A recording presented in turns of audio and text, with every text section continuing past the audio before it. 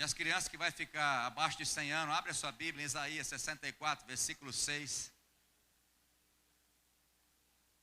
As crianças de cabelo branco, aqueles que já perderam o cabelo, abre a Bíblia em Isaías 64, versículo 6.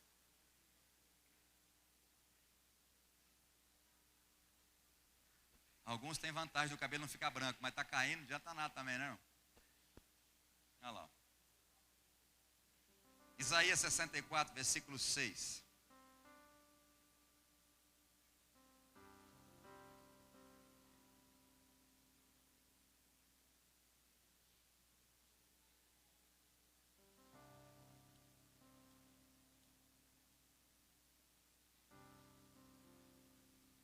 Abriram aí, irmãos? Isaías 64, versículo 6. Quem abriu aí fala amém. Quem está com a Bíblia não conseguiu abrir ainda, fala misericórdia. Eu acho que eu estou surdo, acho que eu não escutei nada não. Então eu vou ler agora. Diz assim a palavra do Senhor: ora, todos nós estamos na mesma condição do impuro. Repete comigo, todos nós estamos na mesma condição do impuro. Eu continuo lendo dizendo: todos os nossos atos de justiça se tornaram como trapos de imundícia. Perdemos o viço e murchamos como folhas que morrem. E como o vento, as nossas próprias iniquidades nos empurram para longe de Deus. Feche teus olhos, Pai, em nome de Jesus. Dá-nos a tua graça, renova as nossas forças. Queremos, Espírito Santo, que o Senhor traga a iluminação da revelação da tua palavra. Que o Senhor cresça e eu diminua, que eu apenas seja um instrumento. Não tenho nenhuma pretensão humana de achar que a minha performance aqui possa atingir o coração de alguém que se quer. Não tenho isso, Pai. Eu sei que isso não é possível. Então por isso eu te peço, Espírito Santo, fala em mim e através de mim, para que os teus filhos possam entender a tua palavra, mudar de atitude e ser abençoado pelo Senhor. O Espírito Santo revela e abre os corações, amolece os corações. Que essa semente possa cair em coração fértil, para que possa a semente morrer e venha produzir a 30, 60 e a 100 por um.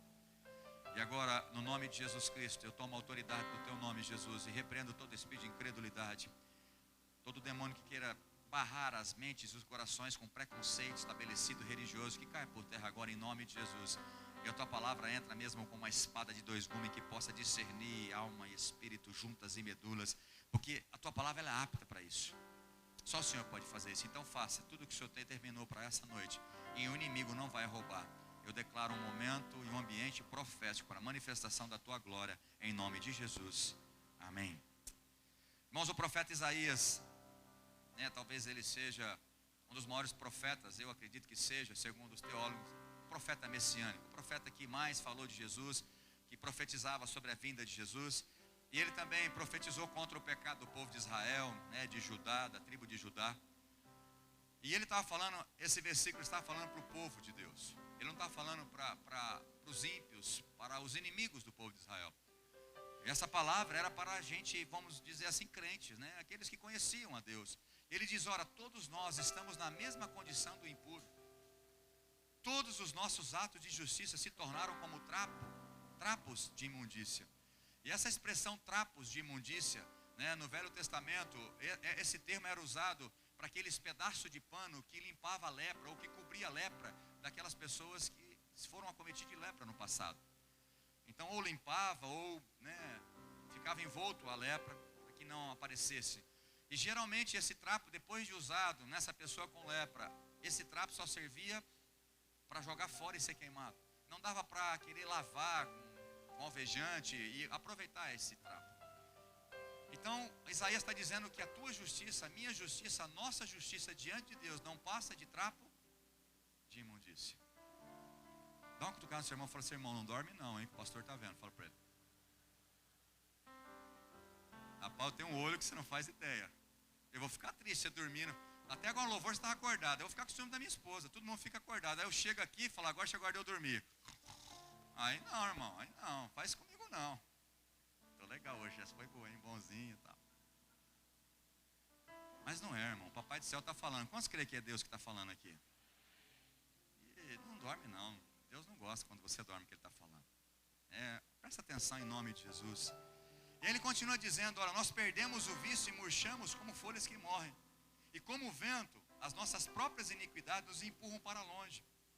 Isaías disse que os nossos pecados e as nossas iniquidades nos separam de Deus.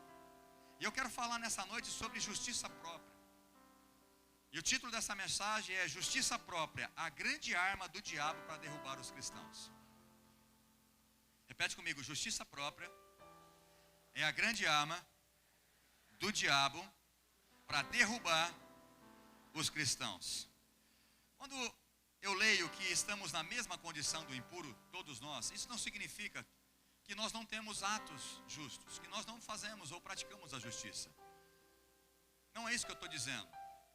Mas é uma realidade que a nossa vida sem a graça de Deus, sem o Espírito Santo em nós, né, só a religiosidade, só você fazer parte de uma religião, isso te torna uma pessoa totalmente impura. Eu quero te mostrar que você sem Deus não passa simplesmente de um impuro, de um iníquo. O ser humano entregue para os seus próprios prazeres, a sua própria mente, ele vai ser depravado, ele vai cometer todo tipo de pecado. Então a justiça própria é o ser humano tentando tirar de Deus, ou melhor, tirar da sua imundícia ou da sua condição suja, alguma coisa boa ou limpa. Como assim, pastor? Eu quero te provar. Em Jó capítulo 14, versículo 4, diz assim: quem tem o poder de extrair algo puro e bom da impureza e da impiedade? Então a minha versão diz assim, ó, quem tem o poder de extrair algo puro e bom da impureza e da impiedade? O próprio Deus está respondendo na Bíblia. Ora, nenhum ser humano, com certeza.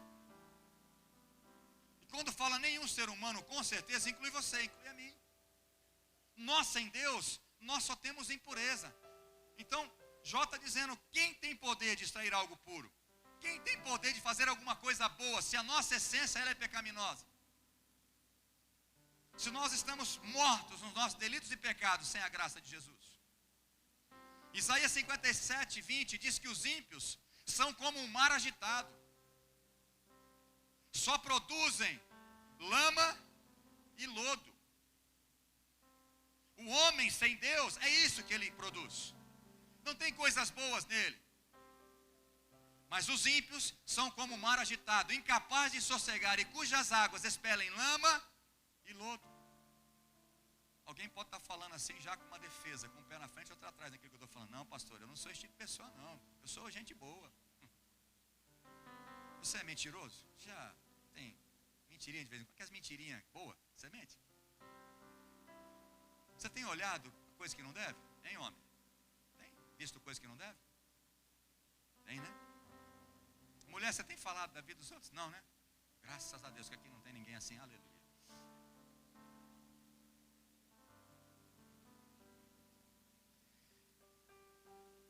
Romanos capítulo 1, vamos lá. Vou abrir. Mas não se assuste não. Romanos capítulo 1, versículo 24. Diz assim, por esse motivo, Deus entregou tais pessoas à impureza sexual. Quando esse texto, Paulo está dizendo que Deus entregou, não é que Deus forçou as pessoas para a impureza sexual, não, não é isso não. É que as pessoas abandonaram Deus. Se você for ler todo o contexto aqui, as pessoas que abandonam a fé, as pessoas que não querem crer, não entregam a sua vida para Jesus e não para a religião, a única coisa que ela vai se produzir é isso aqui. Então ele está dizendo, ó, por esse motivo Deus entregou tais pessoas à impureza sexual, segundo as vontades pecaminosas do seu coração. Segundo as vontades pecaminosas de quem? Segundo quem? O próprio coração da pessoa. Não é Deus que faz isso. Deus não tenta ninguém. Deus não leva ninguém para pecar. Pelo contrário, Ele exorta para que não pequemos, porque Ele quer ficar perto de nós. E os nossos pecados fazem separação entre nós e Deus. Pela degradação de seus próprios corpos entre si. Versículo 25. Porquanto trocaram a verdade de Deus pela mentira e adoraram objetos e seres criados em lugar do Criador, que é bendito para sempre, amém. As pessoas começaram a adorar imagens de escultura e abandonaram o Deus verdadeiro. E por essa razão, Deus os entregou às paixões vergonhosas. E aí você vai ver como é que está a nossa sociedade. Até as suas mulheres trocaram suas relações sexuais naturais por outras, contrárias à natureza. De igual modo, os homens também abandonaram as relações sexuais naturais com suas mulheres e se inflamaram de desejo sexual, ou melhor, sensual uns pelos outros. Deram então início à sucessão de atos indecentes, homens com homens, e por isso receberam em si mesmo o castigo que a sua perversão requereu. Além do mais, considerando que desprezaram o conhecimento de Deus, Ele mesmo os entregou aos ardis de suas próprias mentes depravadas. A mente dos homens elas são depravadas, que os conduz a praticar tudo o que é reprovável. Versículo 29, então tornaram-se cheios de toda espécie de injustiça, maldade, ganância e depravação. Estão empanturrados de inveja, homicídio, rivalidades, engano e malícia. São bisbilhoteiros. Em vez de cuidar da vida dele, cuida da vida dos outros. Caluniadores, inimigos de Deus, insolentes, arrogantes e presunçosos. Vivem criando maneiras de praticar o mal, desobedecem a seus pais, são insensatos, desleais, sem amor e respeito à família, sem qualquer misericórdia para com o próximo. Essa é a condição do homem entregue aos seus próprios prazeres. A única coisa que ele produz é pecado, lama e lodo. O homem sem Deus, ele não tem nada de bom, nada. Nada de bom. Eles são injustos. A justiça própria, irmãos, é uma armadura que enclausura o crente fariseu. Eu não vou ler, mas eu vou ler. Romanos capítulo 10. Eu achei muito interessante Paulo ali, colocando o coração dele para que os judeus fossem salvos ali. De 1 a 4 diz assim: caros irmãos, o desejo do meu coração e a minha oração a Deus em favor dos filhos dos israelitas é que eles sejam salvos. Deus queria salvar, e na verdade Ele continua querendo salvar todos os homens, inclusive os israelitas que queriam viver debaixo da lei de Moisés, achando que tinha que cumprir os ritos religiosos. E Paulo está dizendo: olha, a minha oração é que vocês sejam salvos, porquanto eu sou testemunha quanto ao zelo que eles devotam a Deus. Se tem um povo zeloso, era o povo judeu. Eles tinham que guardar milhares e milhares de ritos religiosos. Não era só os 10 mandamentos, não. Eles tinham que guardar muitas coisas. Muitas coisas, muito mais do que a gente possa imaginar. E eles tentavam fazer isso. E eles achavam que por fazer isso, eles eram salvos. E Paulo está dizendo para ele: porquanto sou testemunha quanto ao zelo que eles devotam a Deus, que eles cultuam a Deus. Contudo, o seu zelo não tem como base o real conhecimento. Pois não reconhecendo a justiça que vem de Deus e buscando estabelecer a sua própria justiça. Eles não queriam a justiça pela fé, crer no Senhor Jesus Cristo pela fé, tirar a religião, tirar os ritos religiosos e crer no Senhor Jesus Cristo, o único que poderia salvar. Eles achavam que eles teriam mérito porque eles estavam fazendo coisas e por isso eles seriam salvos. Por fazer obras eles seriam salvos.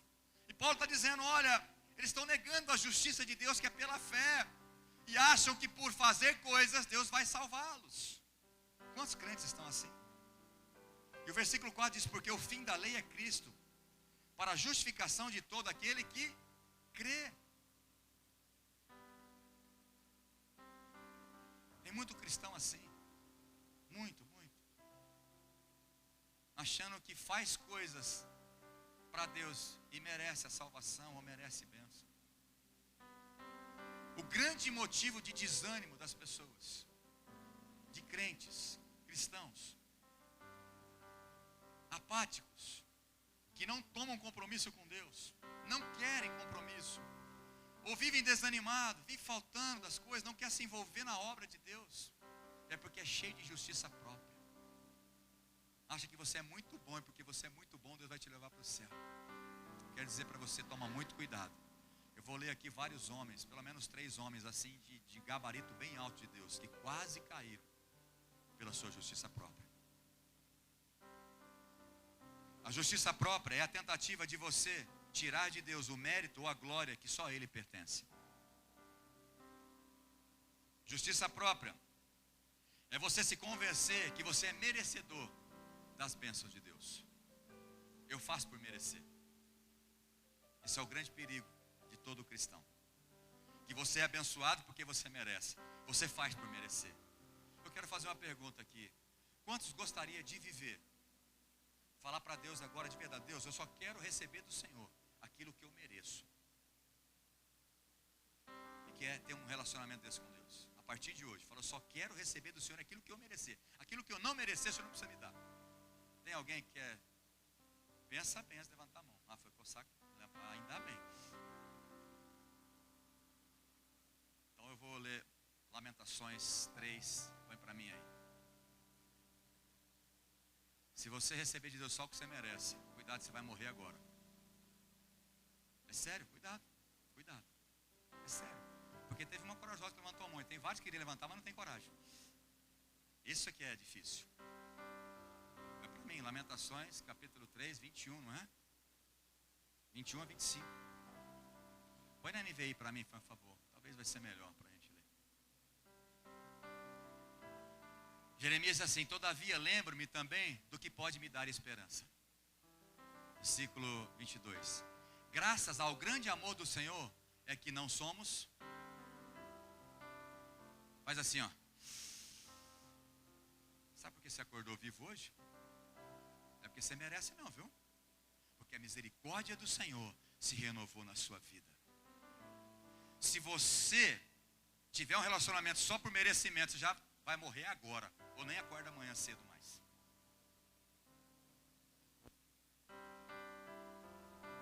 Você só acorda vivo e respira pela misericórdia do Senhor, que se renova a cada manhã. Elas são inesgotáveis. Aleluia. Quantos aqui acordam de manhã todos os dias e fazem assim, ó: obrigado, Senhor, porque o Senhor me permitiu viver mais um dia. Mas é natural você acordar todo dia, não é? É natural.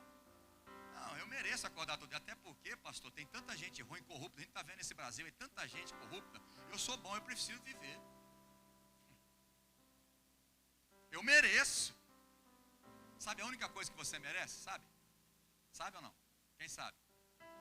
Morte eterna. Todos nós pecamos e destituídos estamos da glória de Deus. O salário do pecado é a morte, mas o dom gratuito de Deus é a vida eterna em Cristo Jesus. O dom gratuito, a misericórdia e a graça dele nos alcança. Por isso você está vivo hoje. Então, se você for ter um relacionamento com Deus porque você merece, cuidado, porque você corre o risco de não acordar amanhã mais. Você não sabe quanto custa um oxigênio no hospital. Você não faz ideia quanto custa. Mas o Senhor te dá todos os dias, de graça e por misericórdia. Justiça própria é você tentar adquirir bênçãos espirituais por meio de bens materiais. Comprar bênçãos. Eu vou na fogueira santa, eu dou tudo, porque Deus vai me dar um monte depois. Ele vai pagar todas as minhas dívidas. Eu compro uma meia ungida, porque aonde eu pisar, pronto os meus pés, vai ser tudo abençoado. Eu comprei e agora Deus vai ter que me abençoar. Eu fiz um jejum e agora Deus é obrigado a me abençoar. E a ideia e o objetivo do jejum é totalmente ao contrário, não é mudar Deus, é mudar você. Eu escutei de um crente uma vez falando com uma pessoa que não era crente. Falou: cara, você tem que fazer jejum, porque se você fizer jejum as coisas começam a acontecer. Eu falei: rapaz, quem te ensinou isso aí, moço? Quem que é teu pastor? Eu falei para ele: ainda bem que não está mais aqui. Mas na época era eu. Eu falei: quem te ensinou isso aí, rapaz? Faz jejum que Deus vai mudar o coração de Deus. Jejum não é para mudar Deus, jejum é para mudar você. Deus não vai mudar, Deus é imutável. Mas a gente faz algumas coisas para ver se Deus fica comovido e me dá alguma coisa por merecimento. Cuidado, meu irmão. Você não merece nada. O que você merece pelos teus pecados. Primeiro pelo pecado de Adão, que nós somos gerados. E segundo pelos teus próprios pecados. Nós merecemos a morte. Porque o salário do pecado é a morte. Mas o dom gratuito, a graça e a misericórdia se estende a nós. Por isso nós estamos aqui hoje, para ouvir essa palavra, para se arrepender do pecado e justiça própria, para entregar a nossa vida para Ele. Justiça própria é a tentativa de enganar a Deus com atitudes exteriores para ser merecedor de uma bênção. Na verdade, você não está enganando a Deus, está enganando você mesmo. Mas ele tenta fazer alguma coisa exterior assim, bem grande, para poder... Ah, Deus, está vendo? Eu estou fazendo.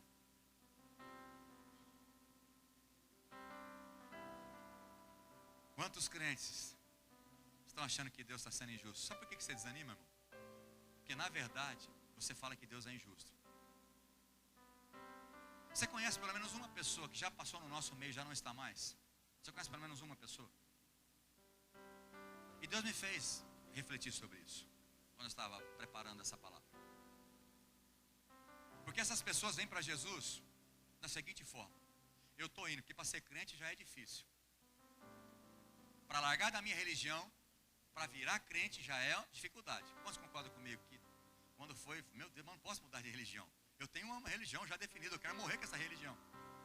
E Jesus nunca falou de religião, ele falou do seu filho, é o único que pode salvar, ele é o único caminho. Religião nenhuma te salva. Mas as pessoas vêm para Jesus esperando alguma coisa em troca, concorda comigo?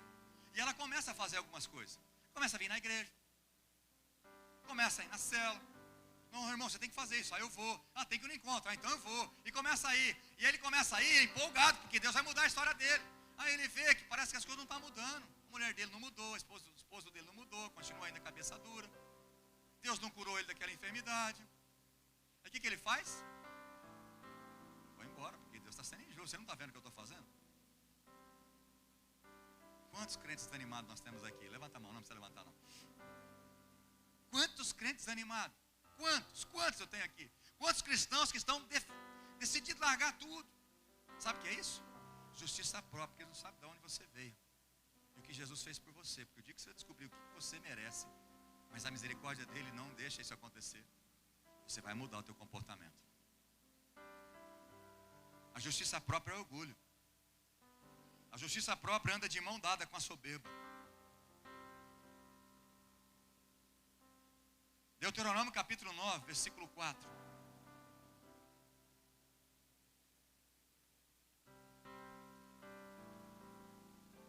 Olha o que diz. Deixa eu só explicar, né? A gente está com bastante gente nova. Sempre Deus tem abençoado com pessoas novas vindo para a igreja. Aqui, irmãos, o povo estava escravo no Egito, sob o poder de Faraó. E Deus escutou o clamor do povo, porque eles estavam escravos. Escravo não tem salário. Eles trabalhavam para Faraó para fazer tijolos e só para comer e para ter casa. Era comida e casa e trabalhar. Escravo não tem direito à vida própria. E o povo estava num maior sofrimento. E o clamor desse povo chegou até os céus. E Deus falou: eu vou libertar esse povo. E levantou Moisés, foi lá. Vocês conhecem a história, as 10 pragas. Está muito fácil de saber, porque a televisão está passando isso. Enfim, passou. Então foi. E Deus, com a mão forte, tirou o povo. Com uma promessa, falou: eu vou levar vocês para a terra que emana leite e mel, uma terra abençoada.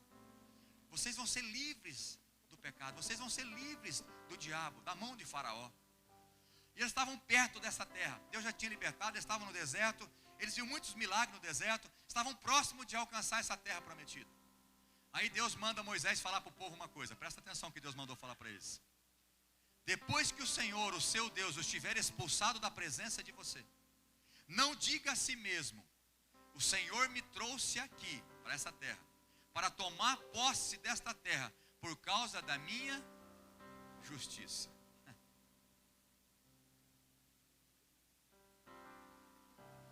Deus manda dizer para o povo: quando vocês entrar na terra, fala para esse povo não achar que eles estão entrando porque eles merecem, porque eles são justos para entrar. Então a gente vê que foi dito a eles que tirassem de suas cabeças, que estavam do coração também, né, recebendo aquela terra, porque eles eram bons, porque eles mereciam. Tanto é verdade que aquele povo que recebeu a promessa não entrou na terra prometida. Você conhece a palavra de Deus. Não entrou porque foram incrédulos, não creram, foram covardes. Mas os seus filhos, a próxima geração entrou, exceto Josué e Caleb, daqueles que morreram no deserto. Toda a família dele entrou porque eles foram fiéis a Deus. Mas esse povo também entrou, não porque eles mereciam, mas porque Deus tinha uma promessa e Ele é fiel para cumprir a sua palavra. Ele tinha uma aliança, e o nosso Deus é um Deus de aliança. Não porque eles mereciam. Então Deus queria deixar claro, olha, vocês vão entrar, mas não é porque vocês merecem. Mas a minha misericórdia vai levar vocês até lá. Eu prometi, eu sou homem de palavra, eu vou cumprir. Em Josué capítulo 6, versículo 2, Deus chamando a atenção para o povo não ter justiça própria. Eles não se orgulhar disso. Em toda a Bíblia a gente vê isso. E Deus disse para Josué, Josué, olha, eu entreguei na tua mão Jericó, a cidade de Jericó, ao seu rei e aos seus valentes. Eu estou entregando na sua mão. Quem está entregando na mão de Josué? Deus estava entregando. Deus está falando, eu estou te entregando, Josué. Não é você que vai ganhar essa luta.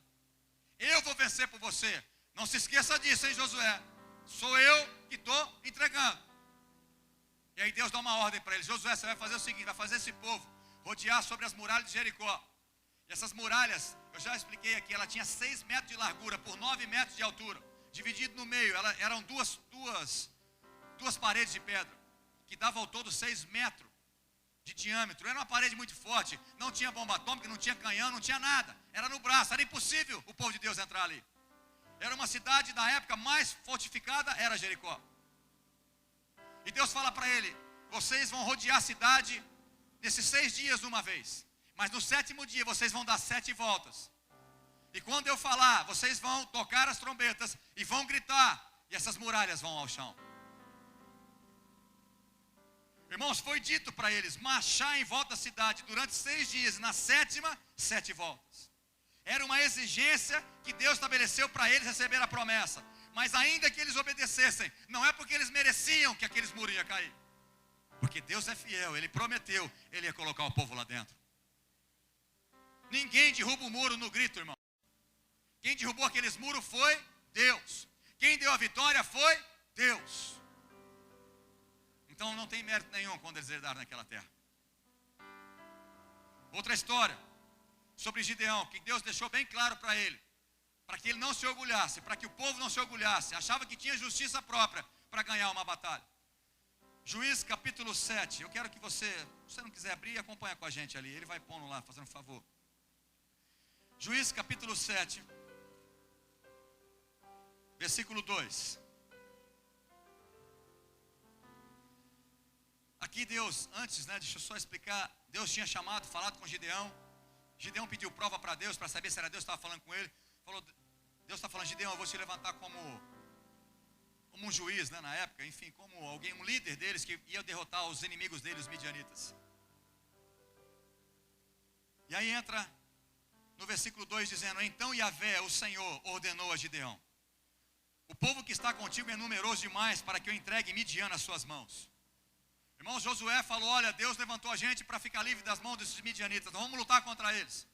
E nesse momento, quando o Gideão falou sobre isso, vieram 32 mil homens para a guerra, para guerrear contra o exército inimigo. 32 mil, é bastante ou não é? É ou não é? Mas perto do exército inimigo, não era não. Olha quantas pessoas tinha. Vamos ver no versículo 12 de Juízes 7. Os midianitas, que eram os inimigos, os amalequitas e todos os demais aliados do adversário que vinham do leste, já haviam se instalado no vale. E eram numerosos como as grandes nuvens de gafanhotos.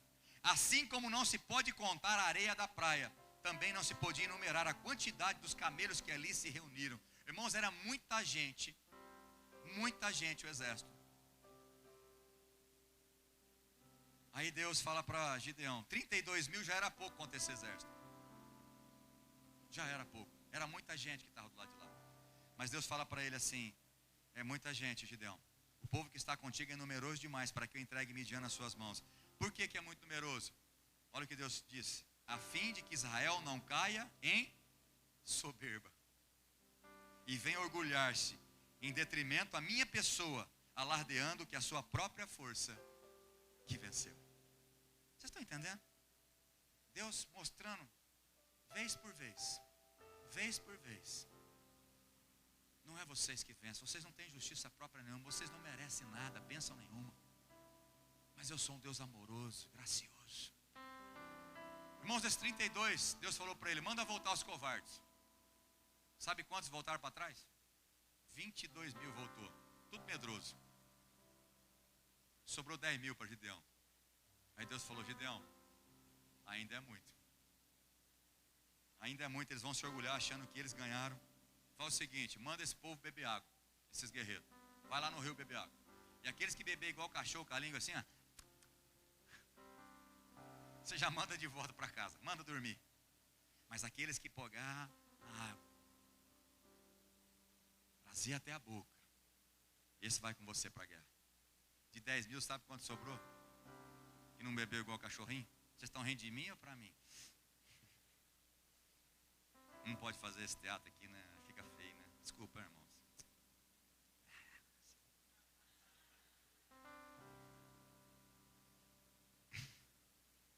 Eu não sou bom de teatro, né? Nunca fui, então. Sabe quanto sobrou, irmão? Tá bom? Vocês estavam rindo de mim, como é que tá bom? 300 homens, de 32 caiu para 10 mil, de 10 mil caiu para 300. Ele falou, agora vocês vão. Irmão, se eu tivesse nos 300, eu falei, meu Deus, mas a coisa piorou agora. E Deus falou para ele, sabe como é que vocês vão ganhar essa guerra? Leva aí o trompete e leva vaso. E quando eu mandar, vocês gritam e quebram esses vasos e trocam a trombeta. Diga, por Deus e por Gideão. Irmãos, olha que eles disseram isso. E quebrou os vasos. Os inimigos, um começou a matar o outro. Deus confundiu os inimigos e virou aquela matança total. E eles venceram os midianitas. Quem venceu? Os 300? Não. Você não pode ser orgulhoso de achar que você merece bênção. E que você vai vencer pelas tuas forças. Deus já disse, não é por força, nem por violência, mas pelo meu Espírito, diz o Senhor. Acorda, meu irmão. Entenda isso de uma vez por todas. Deus está alertando a gente que justiça própria não vale de nada, é trapo de imundícia. A salvação é a mesma coisa. Efésios capítulo 2, versículo 8 e 9 diz, pela graça vocês são salvos. É pela graça. Tem gente que acha que compra a salvação. Pela graça vocês são salvos, mediante a fé. Isso não vem de você, isso é um dom de Deus. Aí o versículo 9 diz, e não de obras, para que ninguém se glorie. Porque tem religião achando que faz boas obras, ajuda o pobre. Você tem um lugar no céu, quer dizer para você que não tem. Não é por obras, é pela fé, é graça de Deus. Por mais que você tenha que obedecer alguns requisitos, existem algumas exigências para a gente ser salvo, mas não é mérito nosso. Marcos capítulo 16, versículo 16 diz que aquele que crê em Jesus e for batizado será salvo. O teu papel é crer em Jesus e descer as águas do batismo para que você seja salvo. Não que você mereça, mas tem que essa exigência. Em Romanos capítulo 10, versículo 9 diz que com a boca se confessa, mas o coração crê para a salvação. Então eu tenho que crer e confessar que Jesus é meu Senhor, para que eu seja salvo.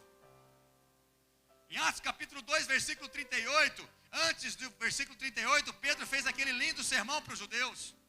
E pregou sobre Jesus, o Messias, aquele que poderia salvar. E o povo chegou a uma conclusão, falou, Pedro, você está falando a verdade, que a salvação é somente através de Jesus Cristo, aquele que nós matamos na cruz. O que nós fazemos agora, que nós matamos esse Jesus? E o que Pedro disse? Arrependei-vos e sejam batizados e recebereis o dom do Espírito Santo. Então existem algumas exigências que eu tenho que crer, que eu tenho que confessar, que eu tenho que descer as águas do batismo para ser salvo, mas isso não é mérito meu, é graça de Deus. Isso não significa que eu mereço a salvação, mas no mínimo eu tenho que preencher esses requisitos que ele falou, olha, você tem que pelo menos crer em mim, na obra daquela cruz que eu morri por vocês, eu sofri por vocês. Não foi religião que morreu por vocês, não foi a igreja, não foi eu, mas foi Jesus. Repete comigo, fala assim, Deus, Ele é o Criador, eu sou criatura. Vira para o seu irmão, talvez ele vai entender melhor você do que eu. Fala, irmão, você é criatura, você não é criador não, fala para ele.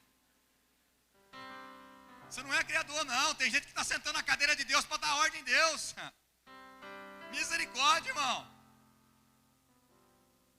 Deus, o senhor está sendo injusto, não está legal.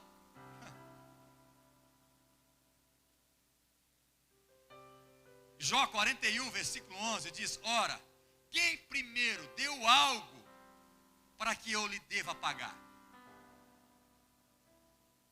Quem primeiro me deu alguma coisa que eu lhe deva pagar? Deus está fazendo uma pergunta para nós. Quem de vocês deu alguma coisa para Deus que Deus está devendo alguma coisa para você?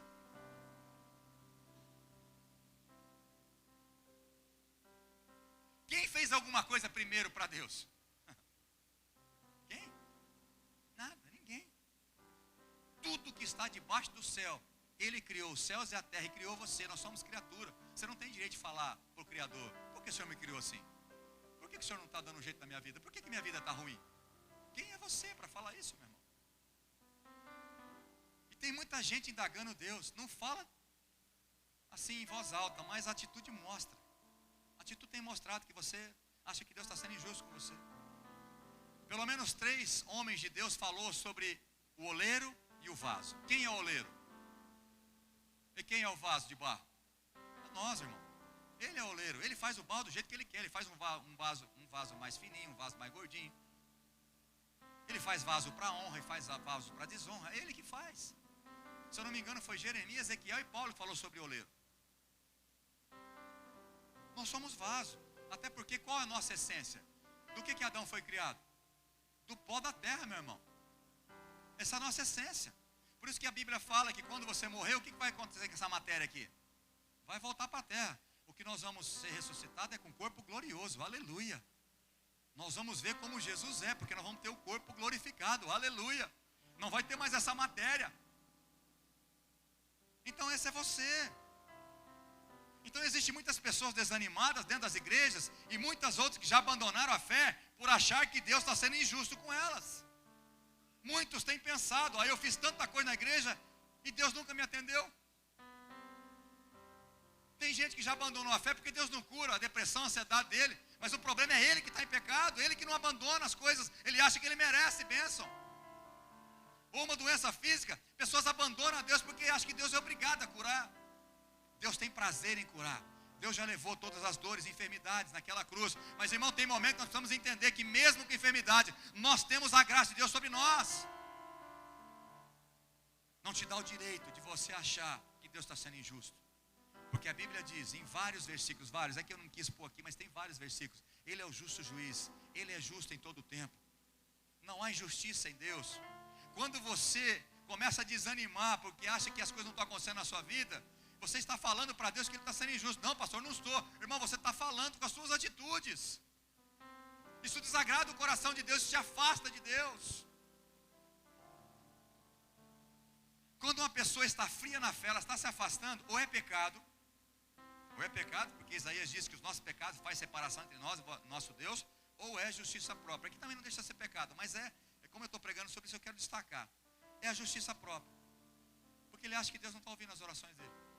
Parece que quanto mais eu oro, mais assombração aparece. Parece que quanto mais eu apego a Deus, pastor, parece que mais pressão acontece. Irmãos, é bíblico também. É bíblico, não se assuste não. Porque está aumentando a pressão. Sabe por que está aumentando a pressão? Porque o diabo não quer que você seja salvo. Mas você tem que persistir até o fim para você receber a coroa da vida. Você não tem que desistir no meio do caminho. Deus não se agrada daqueles que retrocedem.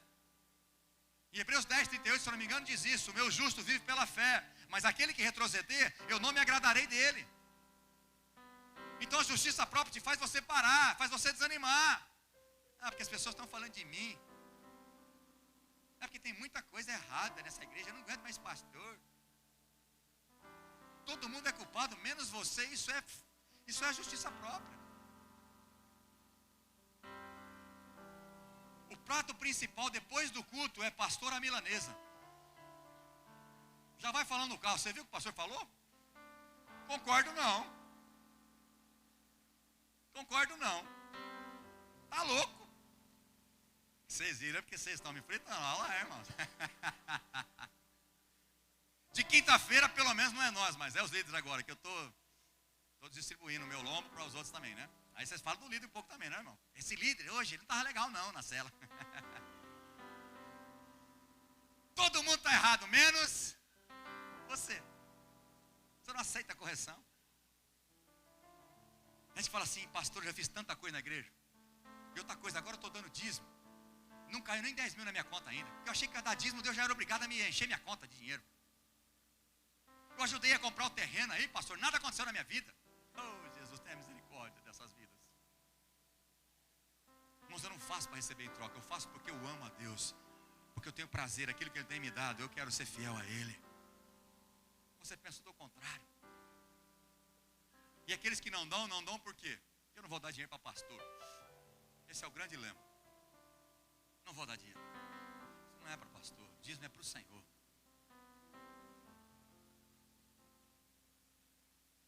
Para de se relacionar com Deus por merecimento. Porque senão você vai ser totalmente desanimado. Eu quero falar de algumas pessoas. Acho que eu falei muito na introdução, né? Vocês aguentam um pouquinho mais, né, irmão? Vixe, que meu Deus do céu. Nem 10% da igreja falou aguenta. É que vocês lembram que eu falei que tem muita coisa ainda, né? Você falou, meu Deus, não vai acabar nunca. Eu não jantei, pastor. Abra sua Bíblia no Salmo 73. Mesmo se você não gostar, eu vou continuar. Eu preciso falar porque essa palavra é de Deus para nós. Salmo 73. Eu quero falar desse homem chamado Asaf. Não era qualquer homem, era ministro de louvor. Ele era responsável de um dos turnos de louvor quando o próprio Davi tinha estabelecido. Na verdade tinha estabelecido e vem caminhando esses turnos. E Asaf era um dos... Você vai ver alguns salmos que tem o nome dele. E inclusive esse aqui é um deles. Se eu não me engano, 89 também é. Diz assim, quanto a mim, versículo 2. Os meus pés quase tropeçaram. Por pouco eu não escorreguei. Tem uma versão que diz assim, por pouco eu não perdi o caminho. Quase eu não saí do caminho da salvação. Quase que eu saí fora. E agora ele vai mostrar por que quase que ele saiu fora. Quase que ele escorregou. Porquanto eu acumulava inveja dos arrogantes, ao ver a prosperidade desses ímpios.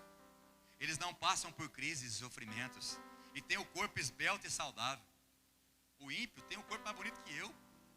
Eu estou na igreja aqui pagando o preço, pedindo para Deus emagrecer, não consigo. E o ímpio é mais bonito que eu, pastor. Não cai um cabelo daquele abençoado, ele é ímpio.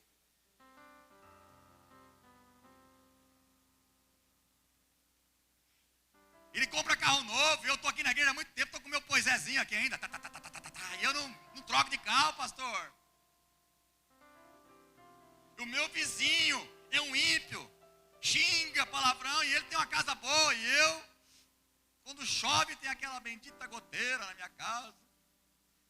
Era isso que ele está falando aqui, ó. Versículo 5, estão livres dos fardos cotidianos impostos a todos os mortais. Olha, ele está falando, ó, os ricos não tem problema. Quem falou isso? Eles não são atingidos por doenças como a maioria das pessoas. Olha o que Asaf estava falando, irmão. Os ricos nem ficam doentes. Quem falou que não fica? Versículo 12. Assim são os ímpios, sempre seguros, acumulando riquezas. Pensando dessa forma, em vão conservei puro o coração e lavei as mãos em sinal de inocência. Ou seja, não adiantou nada ficar vindo na igreja, me purificando, santificando. O que Asaf estava dizendo aqui, irmãos? Que quase ele caiu, porque ele estava cheio de justiça própria, achando que Deus estava sendo injusto com ele. Vive na igreja. Não é ministério de louvor. O pastor falou 3 cultos, agora tem que posar aqui na igreja. Ninguém merece, parece que Deus não está me vendo. Não é o ministério de louvor dessa casa, porque eles não falaram isso. E eu não consigo ler pensamento, mas falaram ou não falaram até agora. Porque na verdade, o 3º culto eles que me animaram. Não, nós estamos juntos. Né, careca? Ministério de louvor, amém? Ministério de louvor. As meninas estão com a perna já desse tamanho, tanto que dança, aleluia. É um culto atrás do outro.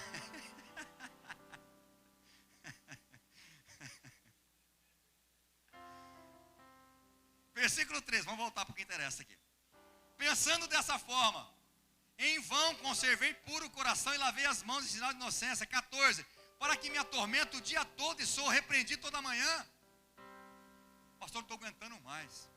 Eu vou toda vez na célula. Eu falto uma vez, o líder já manda um recado no outro dia para mim. Eu não aguento mais essa pegação no meu pé. Ô irmão, Deus te ama, nós também. Ele quer cuidar da sua vida, fica bravo não. Asaf estava nervoso, falando, Deus, o senhor está sendo injusto comigo. Está todo mundo prosperando aí fora, os ímpios estão tendo riqueza, eles até roubam e estão ficando ricos, e eu estou pagando o preço aqui na igreja, nada acontece. Cuidado, meu irmão, que você pode estar assim. Fica olhando o passo do vizinho, não. Deus, Ele tem bênção para você também. Para de reclamar, de murmurar.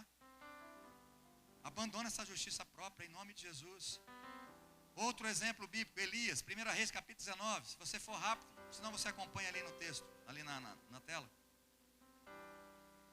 1 Reis, capítulo 19, versículo de 8 a 18.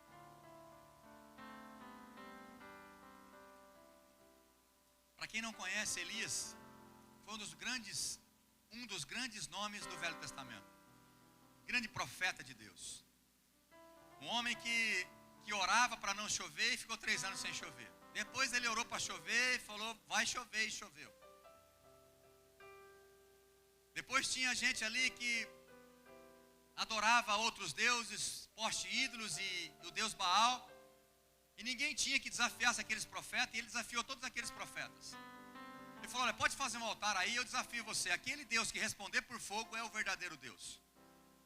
E tinha 450 de poste ídolo e 400 de Baal, ou vice-versa. 450 de Baal, 400 de poste ídolo. Eu sei que tinha 850 profetas. Ele desafiou os 850 profetas. Um homem macho de Deus. Ele falou, pode fazer o ritual de vocês aí. E o povo lá começou, começou a bater o batuque, fazer um negócio, tirar sangue deles mesmo. E aí Elias tirou sarro nele, falou, eu acho que vocês têm que falar mais alto, que o Deus de vocês deve estar dormindo. Por que vocês não oram mais alto? Ainda tirou sarro do povo aí. Aí eles ficaram bastante tempo, não virou nada, nenhuma faísca de fogo veio. Ele falou, pode parar que agora chegou a minha vez. Ele refez o altar. E quando ele refez o altar, Elias falou, pode jogar água aí. Mandou jogar água ainda. Falou, meu Deus vai lamber com o fogo dele esse altar. E quando ele orou ao Deus de Israel, Deus mandou fogo naquele altar e consumiu todo aquele altar e aquela água. E aí ele disse, esse é o Deus que responde. É o único Deus verdadeiro. Responde por fogo, é o nosso Deus. E 850 profetas de Baal foram mortos ali naquele dia. Aí no outro dia, a mulher de Acabe, Jezabel, fala assim para ele, manda recado aí, nem foi ela que falou, manda avisar esse Elias aí, o que ele fez com os meus profetas, eu vou fazer com ele. Ai, se eu não fizer com ele amanhã, a tantas horas ele vai amanhecer morto, ele vai estar morto. Aí Elias pega aí, vaza. Por que ele foi embora? Quem sabe que ele fugiu? Medo da mulher. Será que é medo da mulher? Quem enfrentou 850 tem medo de uma mulher que falou que ia matar ele? Versículo 8, 1 Reis 19, diz assim, então, versículo 9, diz, ali entrou numa caverna e passou a noite. Então Elias ouviu a voz do Senhor e lhe questionou nestes termos, que fazes aqui, Elias? Deus foi lá, atrás dele, falou, Elias, você está fazendo essa caverna, meu filho? A resposta dele poderia ser, eu estou com medo da mulher que vai me matar. Ela falou que vai me matar, eu vim embora, eu estou com medo dela. Olha o que respondeu. Sinto minhas entranhas serem consumidas por causa do ardente zelo que tenho por Yahvé, o Senhor, Deus dos exércitos. Deus não perguntou nada de zelo, mas ele falou, eu estou aqui porque eu temo o Senhor, porque eu tenho um grande zelo por Deus. Ué, você está aqui porque você tem zelo por Deus? Não sabe o que ele está querendo dizer? Deus, o Senhor sabe que eu zelo, que eu sou santo, eu tenho feito obras maravilosas em teu nome. O Senhor não está vendo não, parece que quanto mais eu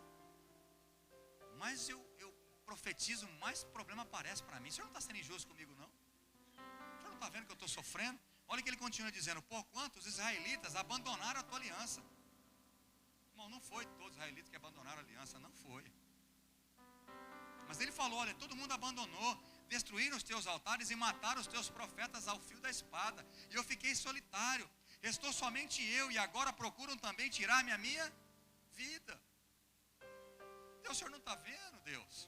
Isso é injusto. Eu acabei de destruir 850, agora há pouco eu estou fluindo unção contigo, o Senhor tem me usado poderosamente. Agora de novo, achei que ia acabar, ia ter paz, ter sossego. Aparece essa mulher de agora falando que vai me matar. Só eu fiquei só, ninguém para me ajudar. Mas Deus, como Ele é bondoso, misericordioso. Versículo 13, de novo, Deus vai até ele e fala: meu filho, Elias, que fazes aqui? Talvez a resposta poderia ser diferente, né? Mas não foi. Versículo 14, a mesma resposta: sinto minhas entranhas serem consumidas por causa do ardente zelo que tem por você. Só eu fiquei sozinho. Aí Deus quis mostrar para ele: meu filho, não foi não. Olha o versículo 18, diz assim: mas preservei em Israel 7.000 homens, todos os joelhos que não se dobraram diante de Baal. Ele achou que ele estava sozinho. Quantos que Deus tinha preservado? 7.001 com ele. Aquele que tem esse senso de justiça própria, sempre acha que ele é melhor do que os outros. Não estou falando que Elias achava que ele era melhor, não é isso. Eu não quero nem denegrir a imagem de Elias, porque para mim falar de Elias, a gente tem que ter muito respeito, porque foi um grande homem de Deus. Mas Deus nunca escondeu as deficiências dos seus grandes homens. Assim como ele fala os grandes feitos, ele fala também os defeitos. Por quê? Porque a gente tem que aprender com isso. E Elias ali estava estressado naquele momento, porque ele falou: olha, Deus está sendo injusto comigo, porque eu estou fazendo, e parece que não resolve nunca o problema. Vou ter que ficar fugindo dessa mulher. Deus falou: não, tem 7.000 que não se dobrou. Pode ficar tranquilo, você não está sozinho não. Aí Deus deu a ordem: vai lá ungir um rei, vai ungir outro profeta no seu lugar então, já que você está desanimado. Irmãos, toma cuidado, porque Deus tem um ministério lindo para fazer na sua vida. Deus tem muito mais para você. Não permita que a tua justiça própria aborte o grande plano que Deus tem para você. Você pode dizer amém por isso? Eu quero falar de um outro homem chamado Jó. É outro homem também que era um dos homens mais fiéis e justos que a Bíblia já relatou. E quem testificou, quem atestou que ele era um homem justo e íntegro não foi qualquer pessoa, foi o próprio Deus. Que falou lá para Satanás, falou: Satanás, está vendo meu servo Jó? Um homem íntegro e justo que se desvia do mal. E Deus colocou Jó à prova.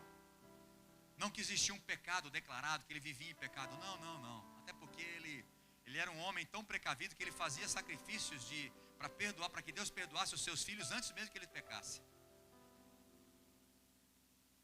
Mas existe algo no coração de Jó ainda que ele precisava conhecer Deus de uma maneira melhor. E quase que ele também sucumbiu pela sua própria justiça. Jó capítulo 34, versículo 5.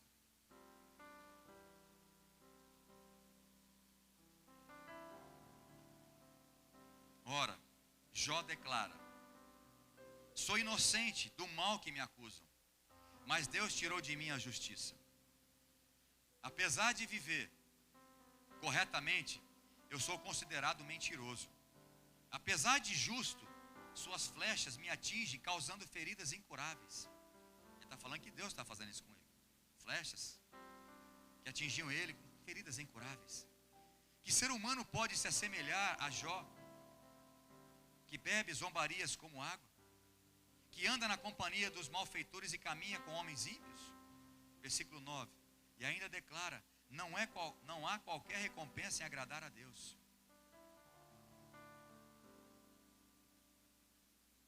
Ah, mas é Eliú que está falando. Não, estava reproduzindo o que Jó tinha dito. Ele estava querendo mostrar que ele não merecia aquilo. Capítulo 12, versículo 4 de Jó. Hoje, contudo, tornei-me motivo de zombaria para os meus próprios amigos. Logo eu, que andava em comunhão com Deus, e ele dialogava comigo, o sincero, justo e íntegro, virou um mero objeto de riso. 13:18 diz: já preparei a minha defesa, e sei que serei justificado. Jó capítulo 23, versículos 2 a 7.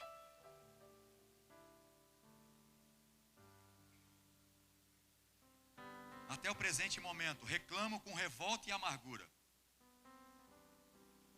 Olha o que Jó está dizendo. Até o presente momento eu reclamo com revolta e amargura. Apesar dos meus gemidos, a mão dele, de Deus, pesa forte sobre a minha vida. Ah, se eu soubesse onde poderia encontrá-lo, então me chegaria a seu tribunal. e ele me apresentaria a minha causa, e a minha boca estaria repleta de argumentos. Ele está falando assim, olha, eu tenho um monte de argumento para falar para Deus. Irmãos, eu quero dizer para você que diante de Deus não tem mais argumento nenhum. Todos os nossos argumentos caem por terra. Toda a nossa justiça cai por terra. Mas Jó, ele achava, olha, eu tenho argumento para falar para Deus. Versículo 5. Ouviria atentamente o que ele me responderia e avaliaria com cuidado tudo quanto me dissesse.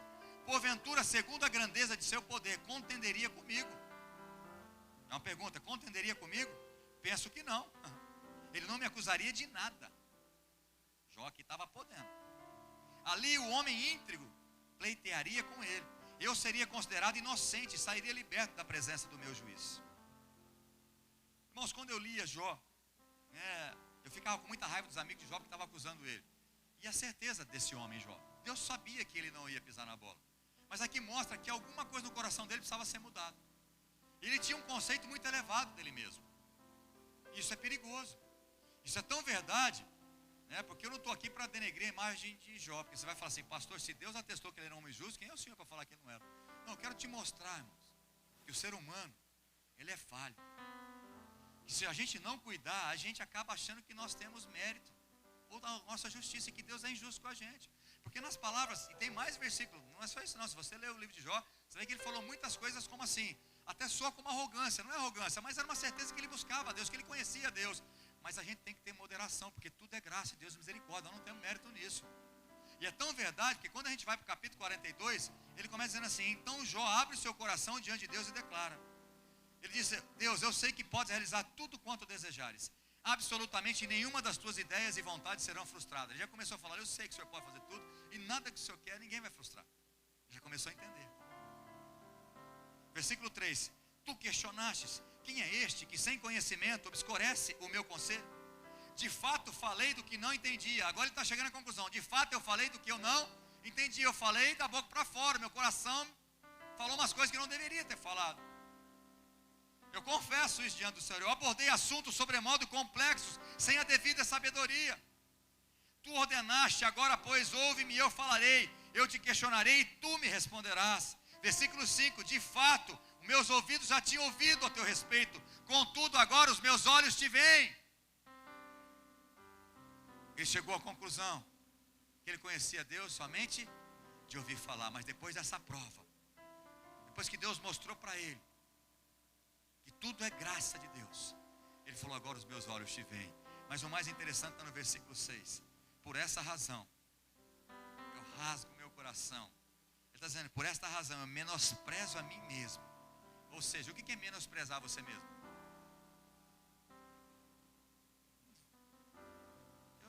Para Deus, sem a graça dele, eu não sou nada. Ele chegou à conclusão, olha, eu sou miserável, pobre, cego, não. Eu estou me humilhando aqui, eu menosprezo a mim mesmo. E me arrependo sinceramente no pó e na cinza. Porque pó e cinza era, na época, o contexto de um verdadeiro arrependimento e quebrantamento. Ele chegou à conclusão, ele falou, olha, quem sou eu diante de Deus? Eu acabei falando umas coisas que achei que eu tinha alguma justiça nisso, mas eu não tenho. Tudo aquilo que Jó fazia, o sacrifício que eles faziam de animais, não tinha mérito, tudo é graça de Deus. Nada que você faça para Deus vai mexer com o coração de Deus. Nada que você faça para Deus, nem de ruim nem de bom, pode diminuir o amor dele ou aumentar o amor dele, porque ele te ama incondicionalmente. O amor dele é leal. Quantos creem nisso? Quero concluir dizendo que a tua justiça própria é a maior causa de desânimo e desistência da vida dos cristãos. Porque a justiça sempre nos leva a pensar que estamos sendo injustiçados, ou depois de todo o esforço que tenho feito, não está tendo resultado nenhum. Esse é o crente fariseu, crente religioso. Eu tenho minha religião e ninguém vai mudar. E assim era com os fariseus. Os fariseus, eles respeitavam e observavam todas as leis, os ritos religiosos de maneira meticulosa. Respeitavam tudo, faziam tudo certinho, porque eles tinham o objetivo de conquistar as bênçãos de Deus e ainda ter autoridade para indagar a Deus, porque eles faziam algumas coisas para Deus. E infelizmente, nós somos um país que foi muito habituado, pelo catolicismo romano. Eu não quero falar mal, mas A gente aprendeu que através da nossa Eucaristia, que a gente paga o nosso pecado, né? Se você for lá e confessar e você vai fazer isso, você vai pagar teu pecado, né? Isso não é verdade, nunca foi. Você está ignorando o sacrifício de Jesus. Através de sacramentos, aí eu tenho a bênção de Deus. Irmãos, nada que você faça, né? E eu preguei isso aqui para a liderança. Eu falei, não é porque você é líder de célula que você merece ser abençoado. Não é porque eu trabalho na igreja, porque eu dou meu dízimo, porque eu dou minha oferta, que Deus é obrigado a me abençoar. Ele te ama. Ele enviou o filho dele para morrer por você, mesmo antes de você o aceitá-lo. Antes de você aceitar ele como o único Senhor e Salvador da sua vida, ele já tinha morrido por você. Então, a mensagem de hoje, cuidado, meu irmão, com a tua justiça própria. Cuidado com o teu orgulho, com a tua soberba, que isso vai te afastar de Deus. Os propósitos de Deus, você pode correr o risco de não ser abençoado, ou de não cumprir o propósito na sua vida. A justiça própria pode levar um crente vir à frente aqui, ó, no apelo e chorar, se derramar em lágrimas aqui. E mesmo assim, depois ele achar que Deus é obrigado a fazer. Eu fui lá, paguei um mico, chorei, abri meu coração para Deus, parece que nada muda. Achei que ia mudar tudo, ia chegar em casa e ia estar tudo novo, meu marido ia ser novo, ia ser um príncipe que eu sempre sonhei, o cavalo não ia estar mais em casa, porque da minha coisa, porque eu ia ser curado, porque ia transformar tudo. E aí, você começa a desanimar, aí tem outro apelo, você não vem mais, fala, não adianta nada na minha frente. Já foi um dia, não resolveu nada. Irmãos, a justiça própria é uma arma maligna de Satanás, para que você desanime e perca a sua fé. E a única forma de você se livrar disso é reconhecer que você é orgulhoso e soberbo. Pedir perdão para Deus. Ele te perdoa, porque Deus é tão bom. Porque quem foi atrás de Elias foi Deus, não foi Elias que foi atrás de Deus. Mesmo Elias fugindo, mesmo Elias querendo a morte, Deus foi atrás dele e falou, Elias, sai daí, Elias. Sai daí, eu te amo, filho, eu tenho um propósito para cumprir ainda. Não aborta o meu plano, não. Asaf chegou à conclusão, ele falou, quase escorreguei pela minha justiça própria. Quase. Graças a Deus, porque no fim do capítulo 73, você lê em casa de tarefa, você vai ver que ele entendeu que os ímpios, ele não quer nem passar perto quando chegar o dia do juízo, porque os ímpios vai para o inferno, e ele não, ele tinha guardado a fé no Senhor. Cuidado, que você pode estar quase escorregando, você acha que merece. Você quer ver? As maiores brigas do relacionamento de um casal, sabe o que é? Um não dá o braço a torcer, porque ele acha que ele merece. Os divórcios é isso, ele não está me dando o que eu mereço. Eu mereço ser feliz, então eu vou procurar outra. É verdade, não é? O dia que você matar isso, teu casamento vai ser melhor. É uma briga, um querendo ser melhor do que o outro em casa. Não vai chegar a lugar nenhum. Feche teus olhos em nome de Jesus. Em Filipenses capítulo 2, versículo 5, o apóstolo Paulo diz que haja em você o mesmo sentimento que houve também em Cristo Jesus. Que Jesus, subsistindo em forma de Deus, não usurpou ser igual a Deus, mas a si mesmo se esvaziou, tomando a forma de servo, se humilhou e obedeceu a Deus Pai, e foi até a morte de cruz. Foi obediente até a morte. Esse é o sentimento que tem que estar em mim e em você, de humildade. Reconhecer que sem Deus não somos nada. Talvez você está falando, pastor, mas acho que Deus esqueceu de mim. Eu estou enfrentando tanta luta, parece que quanto mais eu oro, parece que mais aumenta as lutas. Eu quero dizer para você que Isaías 49, versículo 15, Deus diz assim, Ele faz uma pergunta, pode a mãe que amamenta esquecer do seu filho? Uma mãe que tem um filho de colo, que está amamentando, ela pode esquecer do seu filho? Talvez a resposta nossa seria não. Ele continua dizendo, mesmo assim, mesmo se a mãe pudesse esquecer de um filho que amamenta, eu jamais esquecerei de você. Eu não esqueço de você, meu filho. Eu tenho visto o seu sofrimento, eu tenho cuidado da sua vida. Não fique preocupado. Existe um propósito maior, meu irmão. Deus ama a sua vida, assim como Ele foi atrás de Elias. Ele está falando para você nessa noite. Mesmo Elias querendo a morte, Deus foi atrás dele. Deus está atrás de você nessa noite, dizendo, meu filho, abandona a tua justiça própria, achando que você tem mérito, que você faz muitas coisas e você merece. Não, tudo é graça e bondade de Deus. Deus é bom em todo o tempo, e a misericórdia dele se renova a cada manhã. Creia que Deus está no controle da sua vida. Todos aqueles que entenderam e quer pedir perdão para Deus, eu quero que você fique de pé. Só você que quer, que entendeu a palavra é com você. Quero que você Se quebrante diante de Deus e fala: Deus, eu quero mudar. Eu quero mudar. Eu não posso mais dar o luxo de achar que eu tenho. Porque nem para viver eu tenho força para viver. Eu não tenho poder para manter-me vivo na manhã. Eu preciso da tua misericórdia. Comece a orar agora em nome de Jesus. Fala: Deus, tenha misericórdia de mim. Eu te peço perdão em nome de Jesus.